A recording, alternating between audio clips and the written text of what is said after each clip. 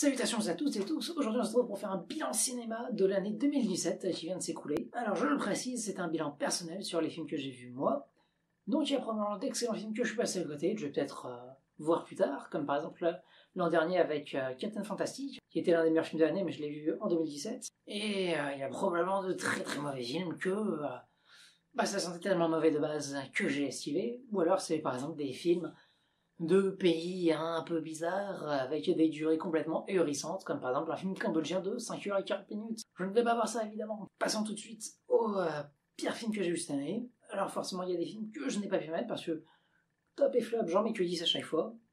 C'était d'ailleurs beaucoup plus difficile de me restreindre à 10 mauvais films, alors que 10 bons films, c'est facile. Des films où j'ai mis entre 4 et 5 étoiles. Bon, déjà 5 étoiles, il n'y en a eu aucun cette année. Donc un 4,5, j'en ai mis qu'un seul. Et des 4 étoiles, j'en ai mis une quinzaine à tout casser. Alors que des films à moins de 2 étoiles, là, il y en a eu une bonne trentaine. Passons directement au flop 10, à la 10e place, Geostorm, de Dean Delvine, ou Delvin, enfin, on s'en bat les steaks. L'assistant de Roland Emmerich, qui fait du sous Roland Emmerich.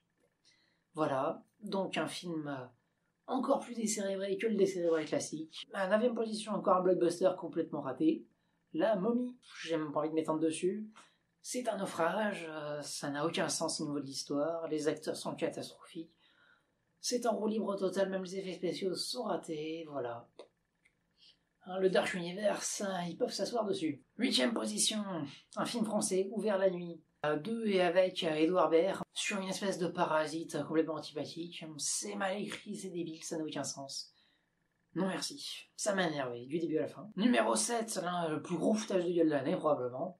Flatliners. On fait un remake. Bah oui, mais remake, je sais pas, il y avait du potentiel à la base, c'était pas une catastrophe.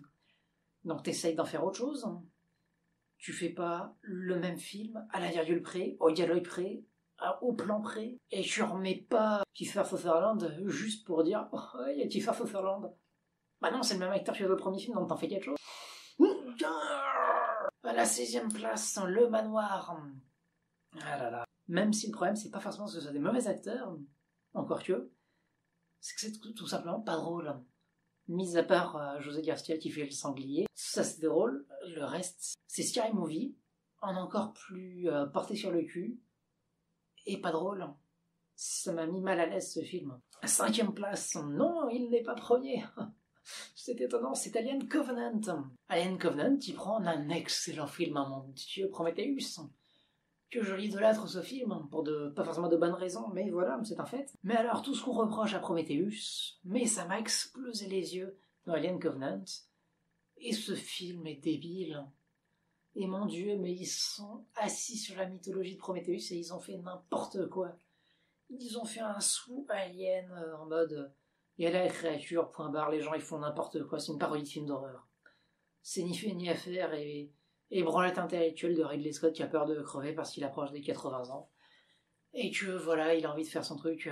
Mon Dieu, voilà, c'est sur la Bible et machin, et puis voilà. Et non merci, ça ne m'intéresse pas. En 4e position, un film qui m'a presque autant énervé que Hannah Arendt, c'est HHH. Un film qui partait de façon intéressante, comme Hannah Arendt, pour dire oui, enfin les nazis, ça va bien 2 minutes, c'était des hommes à la base, ils ont fait des mauvaises actions, ils ont pris des mauvaises décisions, mais ils ont surtout été dans le mauvais camp, dans le sens où ils ont perdu la guerre. S'ils l'avaient gagné, on n'en aurait pas parlé de la sorte. Et le film donne l'impression qu'il part pour dire que c'est effectivement des êtres humains lambda, mais non, ça part sur c'est des monstres, et mon Dieu, ce ne sont pas des êtres humains. Et puis ils partent super intelligents, et puis finalement non, ils font des grosses conneries, et c'est des abrutis finis. Et puis il y a les résistants qui sont géniaux, et mon Dieu. Et en fait, c'est des pauvres connards de terroristes. Et ça m'a énervé ce film. Le traitement qu'ils en ont fait, de déshumaniser les gens d'un côté et de mettre sur un piédestal des supposés héros qui ont en fait tué plein d'innocents. Et ce film était raté. Et puis tout le dernier arc sur des gens qu'on s'en foutait complètement, que ça défie complètement de l'histoire de Heimer, là. Enfin bon, ça m'a énervé ce film, c'était une catastrophe. Numéro 3. S'il te plaît, Luc Besson, arrête d'écrire des scénarios. Tu n'es pas fait pour ça. En 3e position, The Warrior Gates.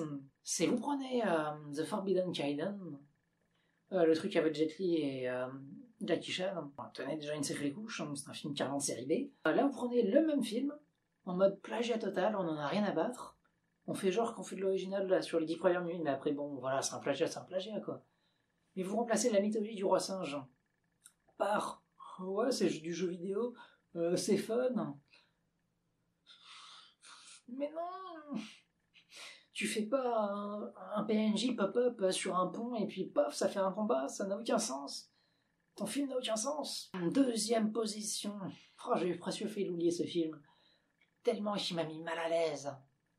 Comment j'ai rencontré ton père. C'est un film sur deux espèces de bobos gauchias, la parodie ultime, stéréotypée, vomitive, avec François-Xavier de Maison et Isabelle Carré. Et puis ils ont adopté un petit enfant noir. Cet enfant est une tête à claque insupportable, qui fait ouais, ils sont mes vrais parents.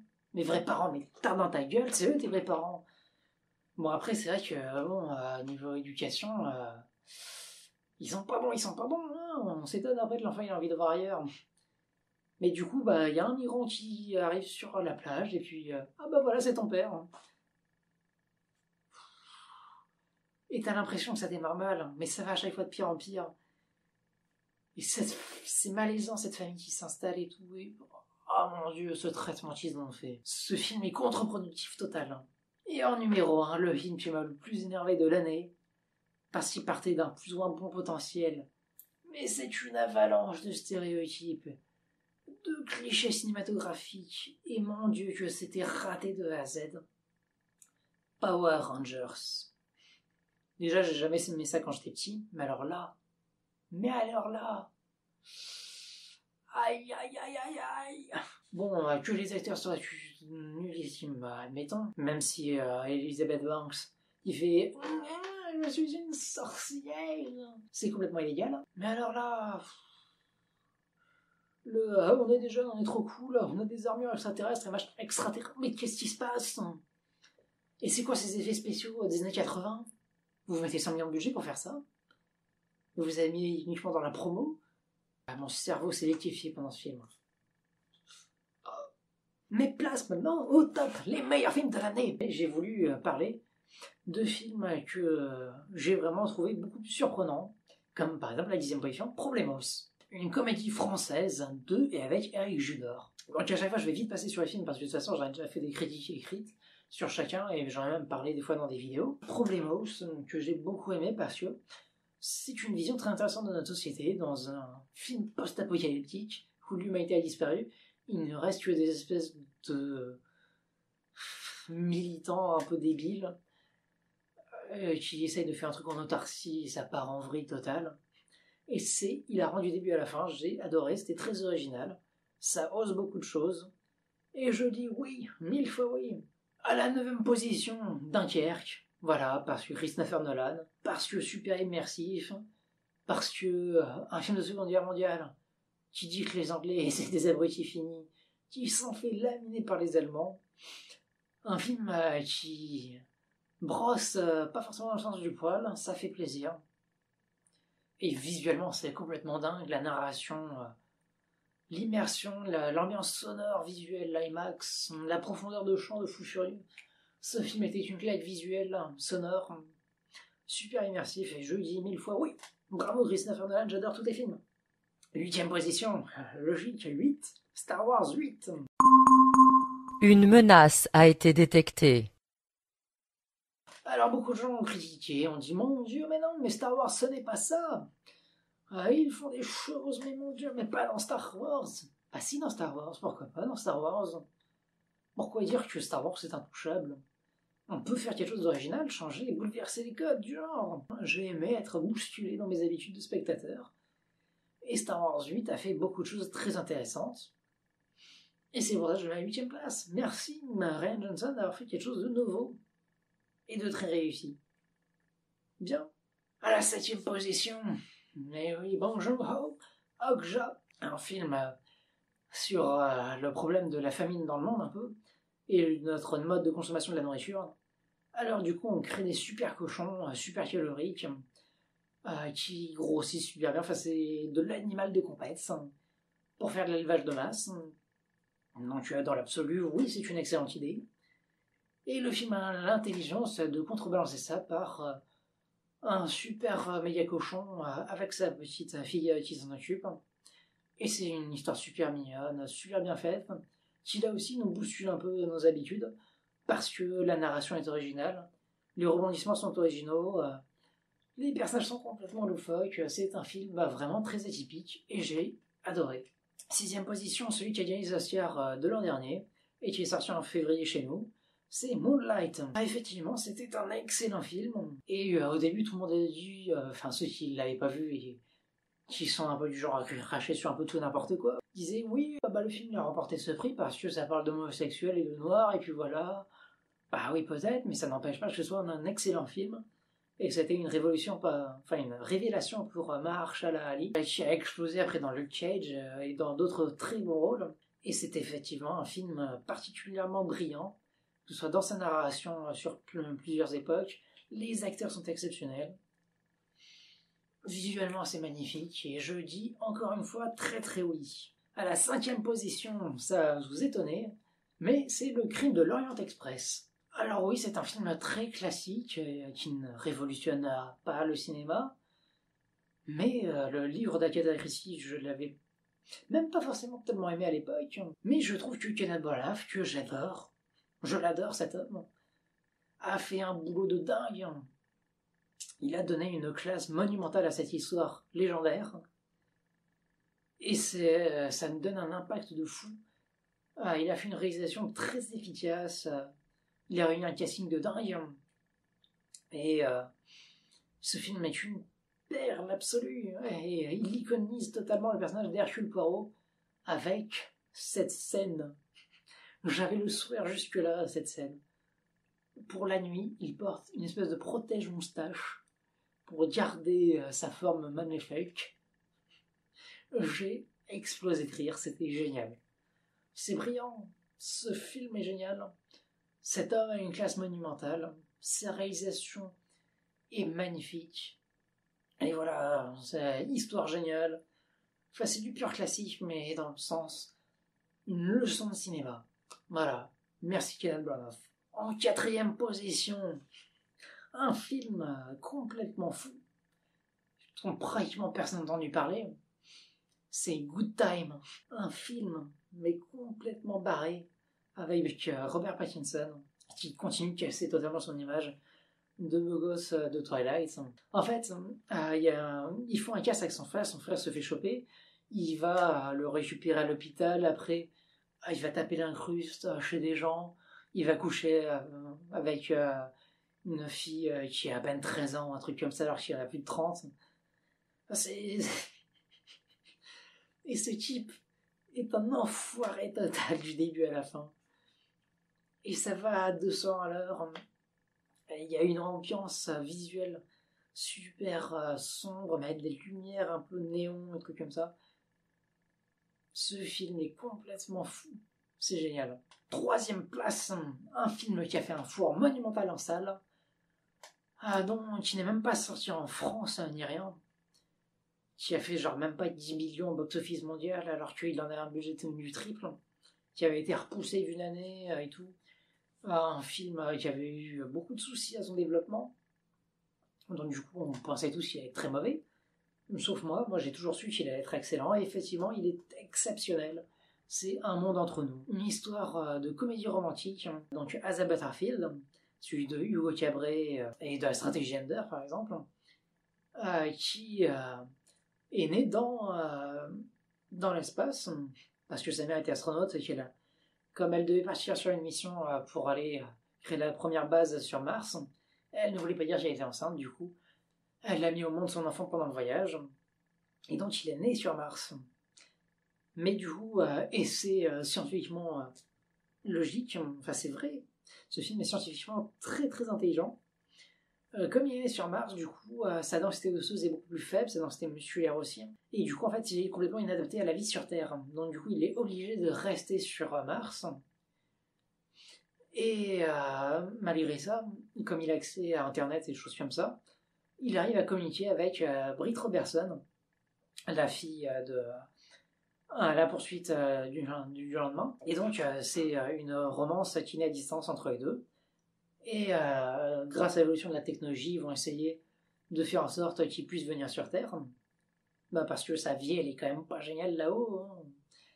Il n'y a pas grand-chose à faire. Et puis, il a passé toute son enfance avec uniquement des scientifiques. Donc c'est pas top top. Et du coup, en fait, c'est un film sur découvrir la Terre, d'un point de vue quelqu'un qui l'a fantasmé depuis l'espace, pas depuis Mars. Et ce film est super beau, super bien fait. C'est magnifique, c'est une petite perle. À la deuxième place, Marie de Mark Webb, avec Chris Evans. Et ce film est une claque. Mon Dieu que oui. Ah, j'en avais les larmes aux yeux à la fin. C'est beau. Ah, donc il y a Chris Evans qui récupère la fille de sa sœur qui s'est suicidée. Et donc il essaye d'être le meilleur père possible pour cette petite fille qui est surdouée. Un véritable génie un peu à Rumi Kenzaki dans GTO, mais en encore plus petite. Donc c'est super mignon, super marrant. Genre quand elle arrive à l'école, elle pose direct d'école à sa professeure. Genre direct du niveau de master dès la première année de CP, quoi. C'est de ce niveau-là. Donc c'est super drôle, mais c'est surtout très très beau au niveau émotionnel. Ce film m'a bouleversé. Au niveau scénario, c'est super fort. Il y a plein de rebondissements. Il y a une véritable émotion qui se dégage de tout ça. Les dialogues sont très très bien écrits. Ça fait plaisir. Et les acteurs sont exceptionnels. Ce film est beau. Mon Dieu que oui. Et si vous me connaissez un petit peu, vous saurez évidemment quel est mon film préféré de l'année, hein, évidemment. Alors que pourtant, je n'avais pas aimé l'original. Pas spécialement en tout cas. C'est Blade Runner 2049 de Denis Villeneuve. Denis Villeneuve, j'ai eu du mal au début. Par exemple, Enemy, je l'ai pas compris, puis je l'ai même pas spécialement apprécié. US Incendy, je l'ai pas vu. Sicario, j'ai trouvé de bonnes choses de la réalisation, mais globalement, je me suis fait chier. Et il y a vraiment que son premier contact qui m'a mis une claque monumentale. C'est l'un des meilleurs films de l'histoire. Et alors là, Blade Runner, encore une fois, il me met même plus au niveau visuel et immersion et tout ça. Ah, déjà qu'il y avait une musique de fou furieux dans Premier Contact, mais alors là, il y a une ambiance sonore, ça bombarde au niveau des basses, ça te prend aux tripes et tout. Et visuellement, c'est fou, c'est magnifique, c'est du contemplatif, mais j'ai jamais vu un film aussi beau. C'est bien simple, j'ai jamais vu un film aussi beau graphiquement. Et les thèmes, que ce soit sur qu'est-ce que la vie, encore une fois, au niveau de l'intelligence artificielle, l'humanisme des robots, ça pousse le débat très très loin, avec le sentiment de solitude d'une machine, une fois réplicante, qui utilise lui-même une intelligence artificielle pour essayer d'éprouver de l'amour.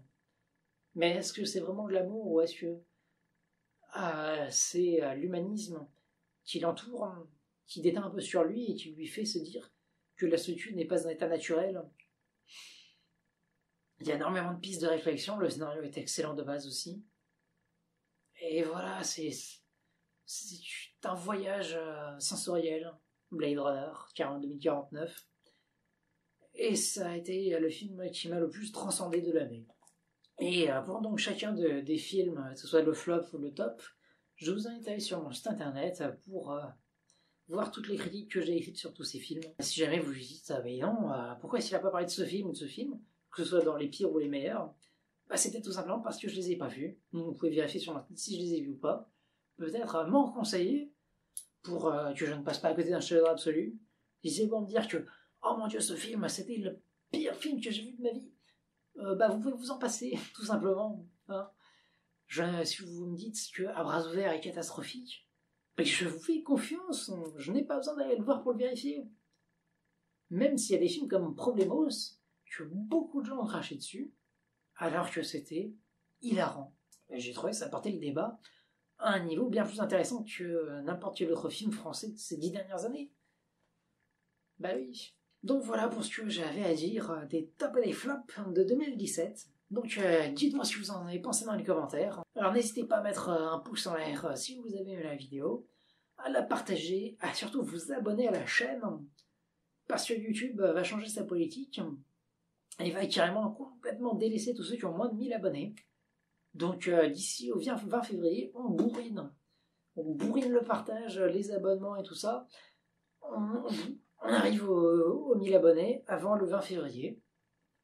C'est un fait, ça arrivera, voilà, on est confiant. Vous pouvez me suivre sur Facebook, Twitter, Instagram, mon site internet, Snapchat. Continuez de vous cultiver, d'aller voir des films. Salutations.